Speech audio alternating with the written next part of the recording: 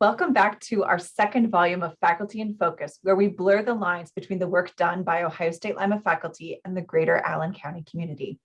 I'm your host, Maggie Young, and throughout Faculty in Focus, we will explore Ohio State Lima faculty interests and how they relate to the greater Allen County region. For our second volume of Faculty in Focus, we decided to talk about faculty firsts. There's so much excitement and newness with the start of a new school year, and I thought it might be interesting to look at how our faculty developed their teaching and research skills. So today we have Margie Anich, lecturer in theater and coordinator of the theater department, and she's going to chat with us about her experience within the world of theater and how her approach to meeting the needs of her community through theater has evolved over her career. So Margie, thank you so much for joining us today. I want to get started just with kind of your origin story. So when did you get interested in theater or in performing? Okay. I kind of love talking about this. So, as a kid, I was always one of those kids that liked doing pretend stuff, right? That like pretending to be, I don't know, we were vampires or cowgirls or things like that. Liked playing with dolls and creating stories with dolls. So I've always loved that. When I was about 9 years old, I grew up in St. Louis. As far as I know, there wasn't a children's theater in St. Louis, at least not at that time. And so our local library had over the summer a little theater program. For the first time, two librarians, young librarians, decided to have a little theater program. And it was free. So me and my brother, 2 years younger than me, Chris, we both signed up for it. And, there may be about 12 kids at the beginning. And eventually a lot of them just, they stopped coming, they stopped showing up. But it kind of came down to about 7 of us. But I was one that stayed through to the very end. And I loved it. We wrote our own little sketches. We made props and stuff out of construction paper. The librarians were a hoot. I mean, they were so fun to work with and they had great ideas. And we just did one little performance, obviously mostly for parents and for family and all of that. And I loved it. And I didn't do anything again because I didn't have any opportunities until high school. But I always remember, and I wish I remembered those librarians and their names, because I would love to find them and tell them, you have no idea that this little thing that you did in the summer of, I don't know, whatever it was, 71 or 72 had such an impact on my life. But it did. That's kind of what started it. Oh, that's so amazing. I mean, it's another example of librarians being just totally boss and just nailing it and providing opportunities for children and for our communities in just the most interesting and profound ways. Yeah. I mean, there was, like I said, there wasn't anything and it was free, which was really important for my family. So yeah, it was just a small branch of our local public library. Oh, that's amazing.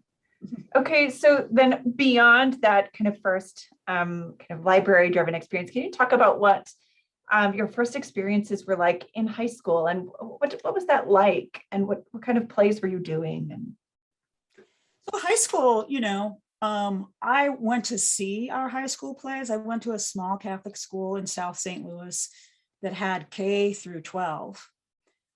So sometimes the high school students would come over to the elementary school.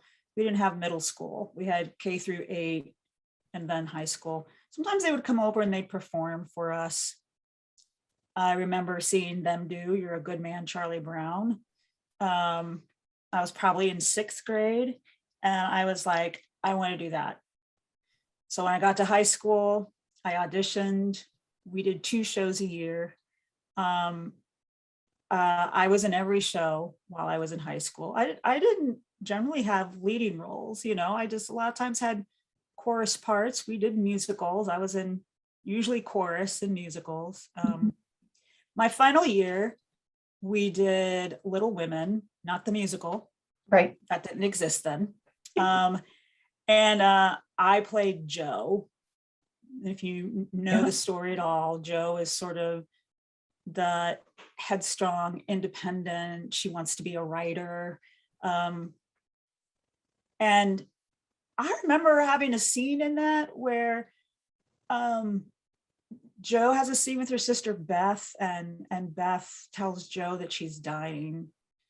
And I remember one performance, it just became really, really real to me. And I started crying on stage during that scene.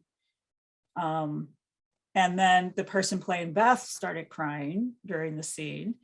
But we kept it going. We kept the scene going. And I came backstage and everyone was crying. Everyone was just looking at me with tears in their eyes and saying, oh my, that was so real. And I was like, I know. and I was like, I love this.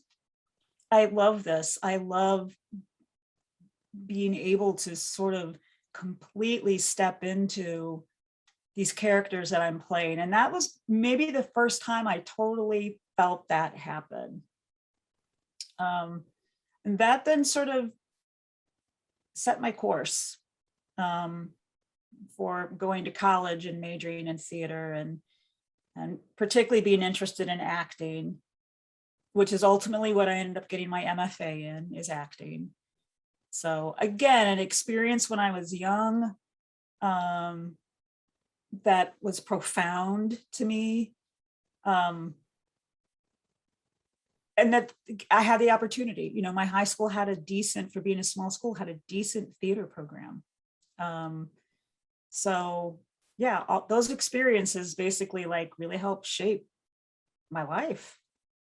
So. It's incredible. I mean, I think sometimes we take advantage or take for granted the kinds of experiences that we have when we're younger, but like when we reflect back on really how it is that we started to take those steps towards who we become, who we were ultimately meant to be, that those small experiences can really be so important and so moving and so, I don't know, paramount to who it is that we are and who we're meant to be. I don't know. Right. Yeah, no, and it isn't that, I've told students this before, it isn't that along this path I have always been certain. There are plenty of times where I was not certain, but I kind of always ended up finding my way back to theater and have always felt at home. You know, when I find my way back, I'm like, oh, this is home. Right. This is where I belong. So, yeah. Well, I can see why Joe maybe resonated with you, and why, I mean, you strike me as a very Joe kind of character. So I can see that. That's awesome.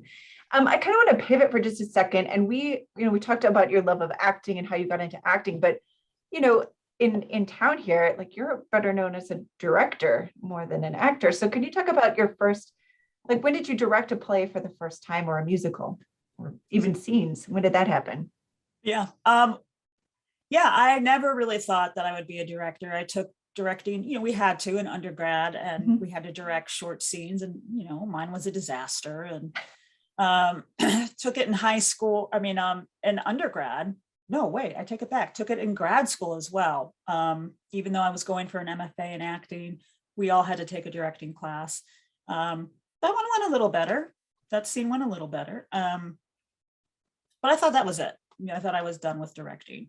As once I got out of grad school, and I was doing a lot of acting in Columbus, I just started thinking, you know, maybe I want to try my hand at directing, you know, now that I'm a little older, now that I have more experience. And so the first thing I directed actually was at Reality Theater in Columbus. Reality Theater isn't around anymore, but it was there for about 20 years or so in the short north. And I knew some of the people that ran that theater. So I just approached them and said, would you be willing to take a chance on me as a director? You've worked with me as an actor, but would you, you know? And they said, well, actually, we do have an opening. We are looking for a director for a play called Psychopathia Sexualis by John Patrick Shanley. It's a quirky comedy. And actually, you might be perfect for directing it. And I did, and I really enjoyed it. And I actually, well, if we talk about reviews, which we try not to when we're Right. actors, but I will always remember, I got like better reviews for my directing than I ever did. I didn't get bad reviews for my acting, but I was never like, oh my God, Yeah. But for the directing, there was a lot of, oh my God. She's a good actor, but she's an even better director. Wow. Yeah, I didn't really think that much about it at the time, but then I got a job teaching at UNC Charlotte, University of North Carolina at Charlotte, and I directed 2 shows while I was there. And I had some faculty say the same thing. They're like, well, we know you're an actor. We haven't seen you act yet. But your directing's really strong. I was like, oh, cool. Okay. And then, gradually I still act now and then. And I still enjoy it. But I find that I really now think like a director. When I go to see plays, I don't think anymore, what part in this play would I like to play? I think about it as a director. I think, would I like to direct this? Would I do it in the same way? Would I do it differently? So yeah, again, not ever what I thought. If you had told me, when I was 25 or 26 that I would love directing, I would have been like, yeah, right. But I really do. I really now consider myself more of a director than I do an actor. Like I said, I still like acting. And I think having been an actor really helps me as a director because I get it. In what way? I understand the process that actors have to go through. I understand the vulnerability of being an actor. I think with our students in particular, I mean, with everyone, but with students and particularly undergraduate students, I understand the anxiety, the nervousness that can go behind it, or that can come with it. And yeah, I understand what it is to be up there. And so I really think that helps me as a director because I really think my strong suit is working with actors. All directors have different strengths, and I think mine is really that I really think I get the best out of my actors because I understand the process and because I listen to them, and my goal is always I want them to be proud of their work. I want them to own their work. And I want them to do the best work they can do at that point in their journey. I can't ask any more than that, Right. So, but I think in order to do that, you also have to give them some freedom. A lot of our students sometimes need permission. I am giving you permission to be loud. I am giving you permission to look foolish. I'm giving you permission, I think they need to feel that support. And I think that's something that I do pretty well. So. Well, and I think, I mean, you're touching on one of the things that we often talk about in the arts about how it's not necessarily, like from my perspective, that you've learned a musical instrument or that you've performed in a play, but it's the idea that you're able to learn all of these other skills and to practice all of these other skills. So can you talk just a little bit about that? Like, what are the benefits of participating in theater? Yeah, it's funny. 2 quotes come to mind, actually. They're recent quotes, and I'm not going to say them exactly correctly. One I was just talking to you about, which is one I recently saw about from Jack Black, who said that theater helped the muscles in his soul to develop and to grow. And a similar quote by Kurt Vonnegut, the writer Kurt Vonnegut, he's not talking specifically about theater, he's talking about the arts in general, but he also says something about, again, I'm not going to get it exact, but he's something about, whether you do it badly or whether you do it well, just participating in the arts helps your soul to grow. And so those 2 things right there, I think are true.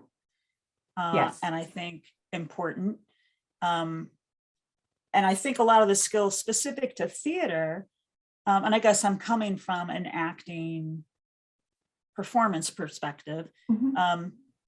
certainly is building confidence in communication. I know as much as things are online now, as much as you and I are interacting through Zoom, Mhm. still a lot of our world is and will be, and I hope always is, face to face. And being able to communicate with people, to look them in the eye. Unbelievable how many people have a hard time with that. To look them in the eye, to have conversations, to talk about what is important to you, to be able to share ideas, all these kind of areas of communication. I think theater really helps develop, particularly performance really helps develop, helps you work with deadlines. It helps you understand the importance of a team. I really stress ensemble being that I don't care who has a leading role. You are all equally important to this process and equally important. And a lot of times I'll even say, when it comes to musicals in particular, musical is only as good as the strength of its ensemble, the strength of its chorus. A really bad chorus can ruin a musical. Oh, You know 100%. this. I do know this. And it's not even just about singing, right? It's not even just No. about like being able to sing it. So, that whole idea of working together as an ensemble of mutual support, we are not in competition here. That is one thing that I don't like in some theater departments, where students get super, super, super competitive and like, no, I'm not having it. We are all in this together, and we support each other in whatever ways that we can, in whatever capacity we can. So those things, creative problem solving too. Yeah. When we're working on a play, there's a lot of things that we have to figure out. How to stage certain moments. And I love it when the students, the actors, come up with ideas, and they're not afraid to come up with ideas and speak them. And I'm like, oh my God, I hadn't even thought about that. Let's try that. So it really does become a collaborative process. I'm the guide, Yep. I lead, but I also, they all contribute, they all own the production and the success of the production. So I think all of those things can help you in any job. I love Really. it. And I kind of want to take that kind of inner focus of, what that team is like, and kind of maybe shift the focus out just for a second. And so Sure. when you put on plays for community, or when you provide theater experiences for community, what are you hoping to build or share, or what are you hoping that theater can do for, our community in our greater Allen County region? So, there's kind of there's something called applied theater, and an applied theater is basically using theater as a tool, not as an end of itself, not as using it as a tool, oftentimes to sort of address social issues, sometimes address mental health issues, or to help build confidence or build skills in certain populations. So that's applied theater. And then kind of the rest of theater is usually about creating art, or you hope so anyway. You hope that what you create is sort of artistic, a piece of art. I've been involved with both of those, and I love them both. To a certain extent, they both can do the same thing, and that is they both can address and speak to the community in different ways, but they both can. I think that my career has basically taken me to small places like the mountains of West Virginia, in an old coal mining town, to Bethlehem, Pennsylvania, where the steel mill Bethlehem Steel, that was basically the major employer in that community forever, was shut down. And, lots of people lost work. And then to Lima, and it's really interesting. There's like, I'm like, I tend to land in communities that have lost their major source of employment. Right. And I'm like, why am I ending up in these places? It got me really thinking about place and about the stories of each place and about the stories that are told and the stories that don't get told, and whose stories get to be told and who gets to come. And all those things have just started me thinking a lot more about being really present in the place that you are. So, in West Virginia, it was like, we did a variety of different kinds of plays, but what we also started doing, because it didn't exist there, was we started doing plays with local children because it didn't exist. Right. And so we made it exist. And suddenly we had people coming to the theater that had never been before, people that thought theater wasn't for them. Right. And they're coming into our little storefront theater, and they're seeing it's okay. It totally is for them. Right. They completely belong there. And I loved that. I loved hearing people say, you know what, I've never been in here before. I knew you were here, but I've never been in. And this is great. I'll be back. I loved that. Yeah. Touchstone Theater was very much in Bethlehem, Pennsylvania, was very much about community-based theater, telling the stories of people in the Lehigh Valley through a variety of different projects, doing a lot of artist residencies. We were out in the community a lot doing artist residencies. So, as I moved here to Lima, it took me a little while to begin to find my people. And I've started doing that. And yeah, it's really important to me that theater be accessible to everyone. And it's really important to me that everyone should feel like they belong at the theater. Now, I haven't necessarily been successful at that yet, but it's something to keep, but it's something a goal to keep striving. Yeah, it's a goal. For people to feel like theater is not just for, and there's a lot that goes into this. I mean, yes, money is always an issue, but I want everyone to feel seen. It's also important, like the stories that we tell, the stories that we choose to tell. Representation matters. Right. People want to be able to see themselves on stage in the stories that are being told. And if they don't enough, they stop going. Right. So yeah, place has become really, really important to me over time. Again, a lot of actors, a lot of directors, they're not rooted in one place, right? Because they can't be. So they go from place to place, acting in this show, acting in that show, acting, or directing here and there, whatever. But being rooted in a community has taken on greater and greater importance to me as I've gotten older.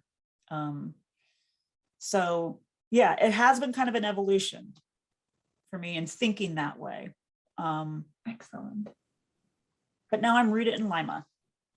And we're so glad of it. So you can check out some of our plays at Ohio State Lima in our place, which is of course welcome to all. And you can check out our website to find more information about what our theater program is up to this year, because they've got some fun things. So we'll have to tease you. You'll have to come back for our next episode to find out a little bit more about what's going on in our theater. Otherwise, just visit our webpage for more information. Margie, I am so glad that we got a chance to chat with you today. This was so wonderful. And thank you to all of our viewers online. I'm so glad you were able to join us for this episode of Faculty in Focus as well. Margie, I want to congratulate you for joining the select group of OSU Lima faculty invited to our little mug club. and as part of our focus on faculty scholarship, both inside and outside of the classroom. For all of you watching, be sure to check out our other episodes of Faculty in Focus on the Ohio State Lima YouTube channel. And from all of us here at OSU Lima, thank you for turning in to another episode of Faculty in Focus. Until next time.